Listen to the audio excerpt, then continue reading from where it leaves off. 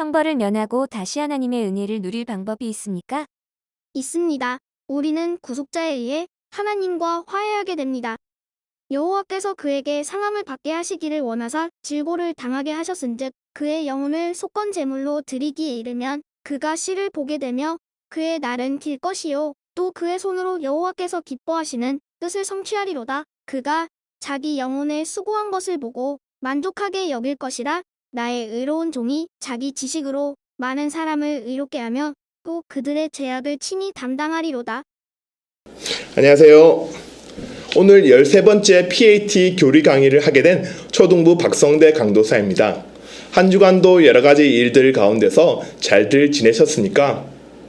이제 6월 셋째 주가 지나고 있는데 벌써 더위가 찾아온 것 같습니다.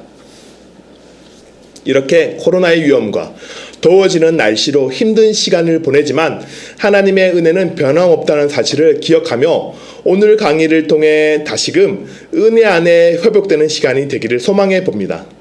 그럼 기도하고 시작하겠습니다. 하나님 감사합니다. 코로나와 더운 시간들을 보내고 있지만 그럼에도 하나님이 우리를 향하신 그 은혜와 사랑이 있음을 알고 기억하며 그 은혜를 누리며 살아갈 수 있는 모든 세강교회 가족과 가정이 될 수 있도록 도와주세요. 이제 시작하려고 합니다. 마친 시간까지 함께하여 주시옵소서. 감사드리며 예수님의 이름으로 감사하며 기도드립니다. 아멘. 오늘 문답은 우리가 형벌을 면하고 다시 하나님의 은혜를 누릴 방법이 있다는 것을 알려주고 있습니다. 그것은 우리를 구속하신 예수님에 의해 하나님과 화해하게 되므로 회복된다는 사실입니다. 그리고 대표 구절로는 앞에서 살펴보았듯이 이사야 53장 말씀입니다. 자, 질문 하나를 시작해 보겠습니다. 혹시 세상을 창조하신 하나님은 자신의 형상대로 창조된 인간과 교제하기를 원하신다는 것을 알고 계시나요? 그리스도인들이라면 잘 알고 있는 사실이지요. 하지만 세상의 많은 사람들은 하나님과 상관없이 자신의 삶에만 충실하게 살아가고 있다는 것입니다.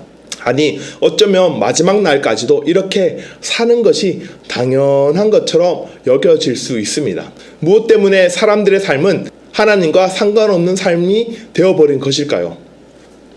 이러한 모습은 죄의 결과이며 우리들의 현주소임을 보여주고 있습니다. 결국에는 죄로 인한 형벌을 막을 수도 피할 수도 없는 존재인 것을 보여주고 있는 것입니다.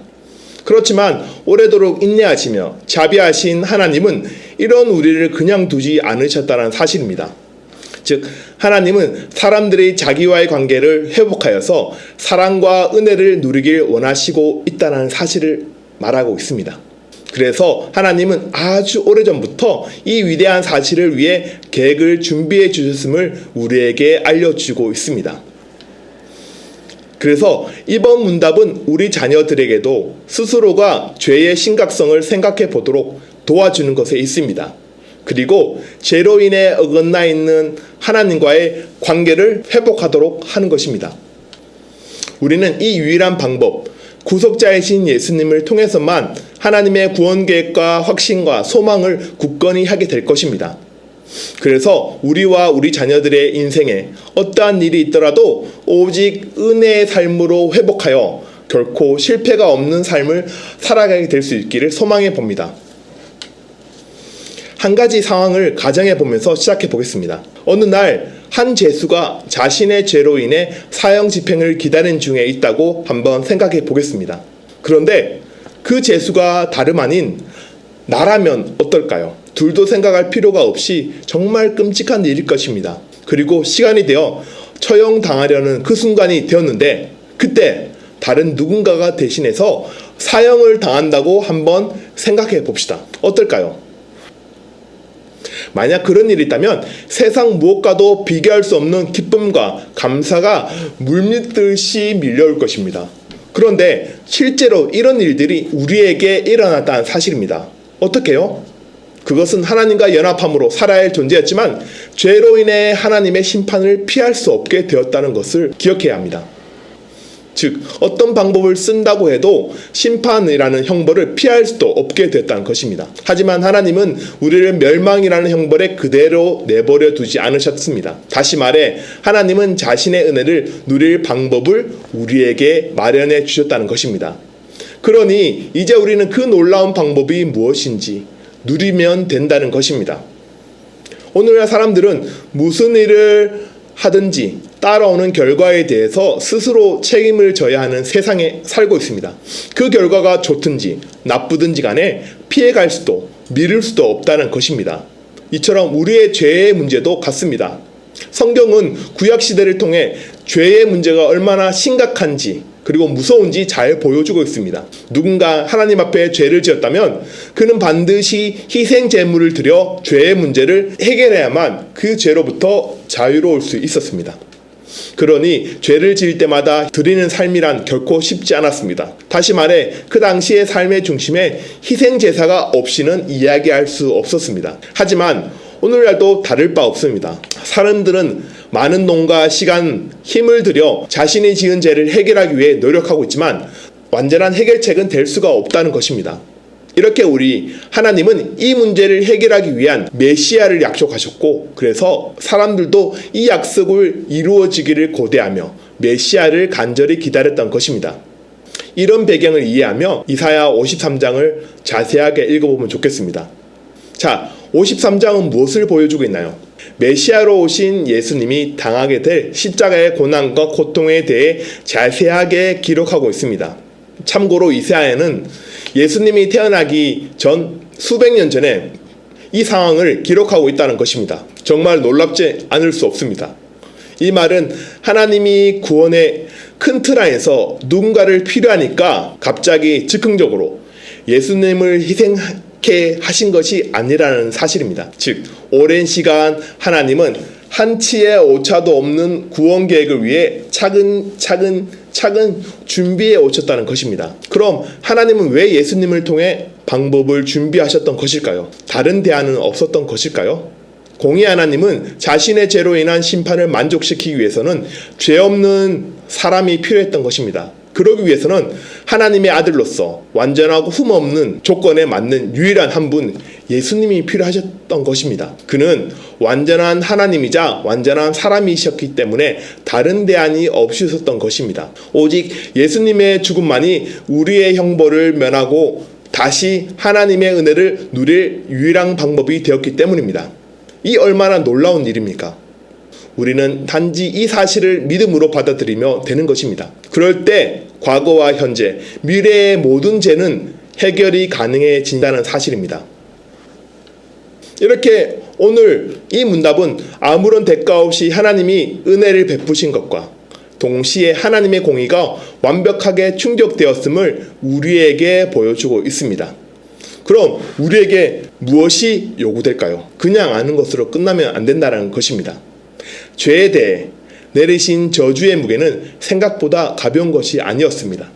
어쩌면 상상조차 못할 무게이기에 너무 쉽게 생각할 수 있다는 것입니다. 하지만 하나님은 죄 많은 자신의 백성을 구원하기 위해 자신의 아들에게 내려진 심판을 기뻐하셨습니다. 이것은 단순히 괴롭힌다는 차원의 기쁨이 아니라 십자가를 통해 아들이 영광을 받고 백성은 구원을 얻으며 하나님 자신의 공의가 충족됨으로 자신의 사랑이 온 천하에 드러날 것을 기뻐하셨다는 것입니다. 이렇게 53장의 예수님의 묘사를 통해 우리에게 있는 죄의 대가가 얼마나 무서운지를 기억해야 한다는 것을 보여주고 있습니다. 이것이 이사야를 통한 하나님의 깊은 뜻이자 계획이었습니다.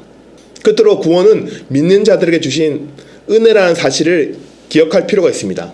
은혜는 연약하고 부도덕한 상황에서 우리에게 피할 힘과 용기를 주십니다. 하지만 우리의 순종하고는 상관이 없습니다. 왜냐하면 그저 값없이 주어지시는 하나님의 선물이기 때문입니다. 그렇기에 우리는 예수님을 나의 형벌의 문제를 해결할 기능적인 방법으로만 선택하면 안 되는 것입니다. 우리를 사랑하시며 연합하시기를 원하시는 하나님 아버지의 마음으로 보고 유일한 책으로 받아들여야 하는 것입니다. 다시 한번 강조하지만 누구에게나 결과에 따른 책임은 피할 수 없습니다. 죄에 대해서도 그렇습니다. 이렇게 누구도 대신할 수 없는 죄의 문제를 완전하신 하나님이자 사람이 되신 예수님께서 완벽하게 해결해 주셨다는 사실입니다. 그런데 생각할 것은 죄사함과 구원을 우리에게 주셨다고 해서 이것이 하나님의 당연한 의무라고 생각할 수 있지만 절대 아니라는 것입니다. 단지 우리를 향하신 하나님의 높고 위대한 사랑이요, 값으로 매길 수 없는 선물이라는 것입니다. 우리는 그저 이런 엄청난 사실을 이제 매일매일 감사하며 이런 사실을 잊지 않고 살아가는 것이 중요합니다. 이제 질문 나누기를 한번 해보겠습니다. 첫 번째 질문으로 이렇게 자녀들에게 질문해 볼 수 있겠죠. 그럼 예수님이 왜 죽으셔야만 했을까? 라고 말이죠. 그럼 이렇게 답할 수 있습니다. 그분은 예언을 성취하시고 성부 하나님의 명령에 순종하기 위해 죽으셨습니다. 그래서 그분은 아버지를 신뢰했고 인간이 하나님과의 관계를 회복하기 위해서는 자신이 죽어야 한다는 것을 아셨기 때문이야 라고 말할 수 있습니다. 두 번째, 이사야는 예수님의 삶과 죽음을 어떻게 아셨을까? 라고 말이죠. 그럼 이렇게 답할 수 있습니다. 모든 성경은 하나님의 감동으로 된 것이며 하나님은 이사야에게 자신이 하신 말씀을 써 내려가도록 하셨습니다. 즉, 이 모든 것이 하나님의 계획 안에 있었다라는 것입니다. 자, 세 번째는 이런 질문을 할 수 있습니다. 우리는 사형 선고에서 구원받아 다시 하나님의 은혜를 다시 누릴 수 있음을 어떻게 확신할 수 있을까? 라고 말이죠. 그럼 이렇게 대답할 수 있습니다.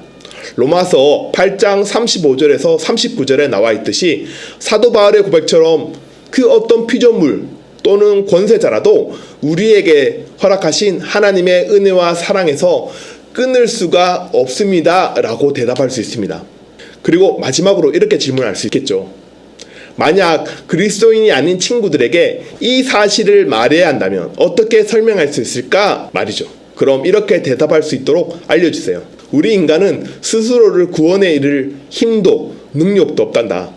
그래서 당장 5분 후에 미래에도 알 수 없는 존재가 바로 우리야. 하지만 이런 수많은 문제들도 오직 예수 그리스도만이 하나님의 방법이란다 라고 대답할 수 있도록 알려주세요. 이렇게 세상은 절망과 괴로움 뿐이지만 우리에게는 희망과 소망이 있음을 알게 되었습니다. 그것은 우리가 다시금 하나님의 은혜로 회복될 수 있다는 사실이 있기 때문이죠. 은혜 안에서 날마다 살아가게 되기를 예수님의 이름으로 사랑하고 축복합니다. 그럼 기도하고 마치겠습니다. 하나님 감사합니다. 우리에게 놀라운 은혜, 이 사실을 알게 하시니 감사합니다. 한 주간도 은혜 안에 회복될 수 있는 시간을 보낼 수 있도록 하나님 은혜 주세요. 감사드리며 예수님의 이름으로 감사하며 기도드립니다. 아멘.